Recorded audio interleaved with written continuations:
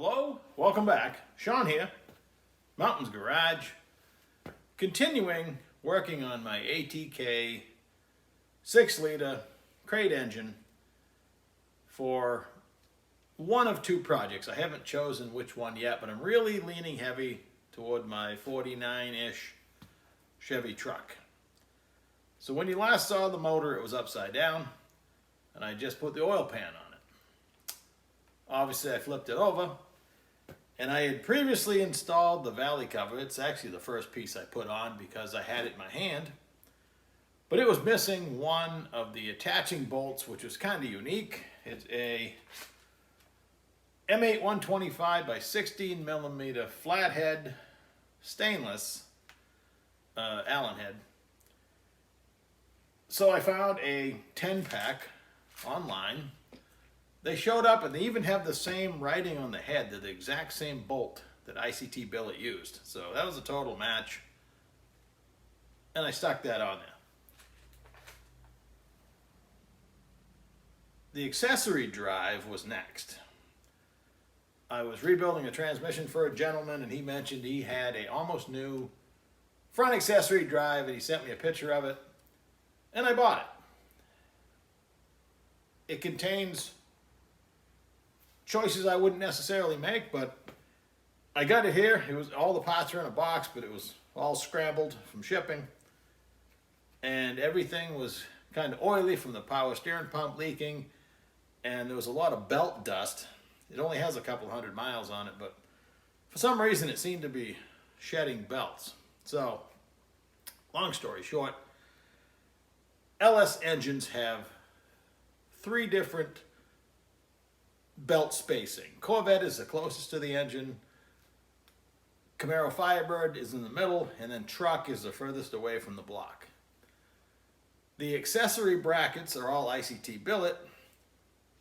They're all truck spacing, but the water pump that came with everything, the drive that I bought, is a homogenized Camaro Firebird one and Corvette. They make the pulley wider, and it actually fits everything now.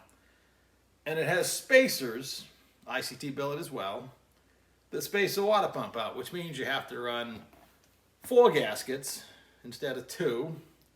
That would bother me on a race car probably, even though I run a mid-plate, and that requires the same double gasketing effect. So I kind of erased that concern in my head, just went ahead and put it on. I could put a truck pump on right here.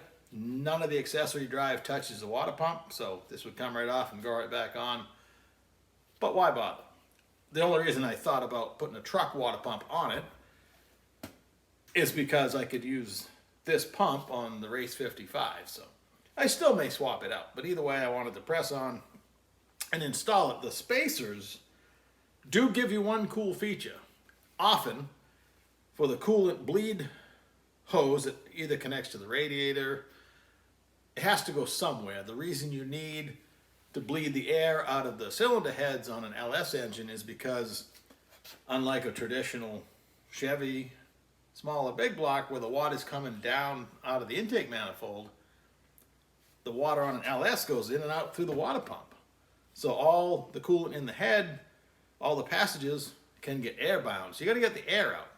So all you got to do is, just for filling purposes only, I don't believe once you get the air bled out of it, there's ever air stuck in the head again. Some people call them steam tubes. I don't believe, it's not a small block 400 block with steam holes. It's just a bleed hole to get the air out. So often I drill and tap the water pump right here, put a fitting on, and I connect it to this little hose here. This is a Dorman kit. It has the tube that connects the cylinder heads in the front and just the plugs in the back. GM did this configuration, and they also make a 4-corner bleeder, but I'm okay with just the front one. So I bought this Dorman kit, and when it showed up, it was missing the rear plugs. I didn't want to send it back. I wanted to install it because I had my bolts all cleaned up, so I just went ahead and sourced 2 rear plugs as well. But the ICT Billet spacers, which was my point in telling you all this, give you a 1/8-inch pipe plug hole right here, and you could put a fitting in there, preferably before you put the alternator on, And you could connect it right there because this is the inside of the pump. It's sucking on this side. So it's going to suck all the air out of it. You could put it on the outside too, and it would also just go into the stream. It's not rocket science. It just has to get the air out of the heads while you're filling the coolant. So that's that. The rest of the drive was pretty straightforward because included were the 3 instruction sheets from ICT Billet for the alternator, the belt tensioner, and the power steering kit. This particular power steering kit takes the 4th gen Camaro Firebird power steering pump, and this all came with it. So what I like about this kit is I like the alternator in the traditional Chevy spot, because in both cases, now none of this looks traditional, but this is where the alternator used to be on a Chevy. And the power steering's over here somewhere, but I like it. It's right up high. And you open the hood, you're looking right at it. You're not reaching down for anything other than the tensioner. The belt goes off and on easy now. However, I got it all rigged up, and it came with 3 belts. They're all about 66.5 inches long. And I couldn't get any of them on there. I don't know how it was routed before. This is the routing that makes sense to me. Just looking at it, this is how I would do it if I was making my own brackets. So I determined I needed about a 68-inch belt and was just going to order one from O'Reilly's. They deliver to me. And just for kicks, I called ICT Billet yesterday afternoon. Nice lady answers the phone. I told her I just wanted to know the belt length to go with the brackets I bought. She says, can you tell me the bracket kit numbers? Which I got, so I gave her all 3 numbers. She had a chart to look at. 15 to 20 seconds later, she gave me the length, 68 inches, and the part number of the belt, a Gates or equivalent belt. I went ahead and just blindly bought that belt. I was going to buy something in the 68-inch range anyway, and it fits perfect. So the idler turns out is actually fits a 2000-ish Silverado truck with an LS, 4.85 3.6 liter. It's typically right here on the big aluminum bracket. That is what is used down here, but it's hooked to a tensioner, so it's kind of different because you're running on the back side of the belt. I didn't like the one that was on there. It was kind of wobbly and cocked, so everything now looks good. I don't see any reason why it's going to be shedding the belt. Sometimes has the ICT billet brackets are really nice, but it's hard to beat if you're going to run truck spacing anyway. The one big aluminum bracket that is on every Silverado, I must have 25 of them around here, that has the alternator up top. It's tucked in pretty much where this is, and the power steering's down here. And there's one idler over here on the water pump. It's a pretty foolproof system. It all goes on one bracket. Everything bolts to the bracket. If I had it to do over again, I would probably just put the truck stuff on, because I didn't ask any questions when I bought it, and this turned out to be truck length. I was looking for a Corvette or Camaro Firebird to maybe have a little more space, because in both cases they're going in a confined engine compartment. But hey, this is what I got, and it's on here. And now that I've got it all cleaned up, it looks pretty nice. It doesn't jump out that it's not brand new like everything else, but that's okay.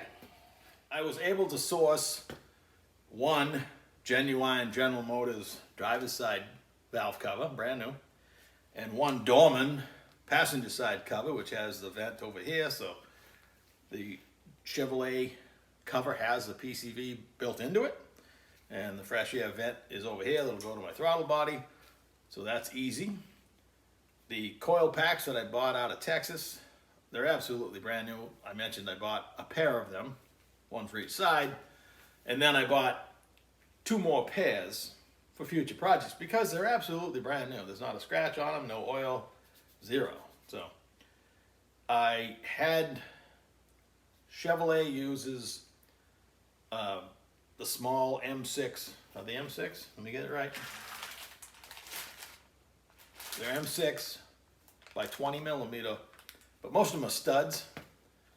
and I didn't want any studs here, so I bought brand new flange head bolts, bought a 50 pack M6 by 20, and was able to bolt my coils on, which look really nice, I think.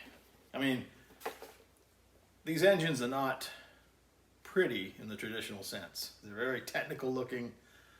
The one in my Model A, I've done a real good job of hiding all this ugliness. You got to move everything, you got to mount it somewhere else. But I had a set of these Taylor 8mm ignition wires that fit perfect.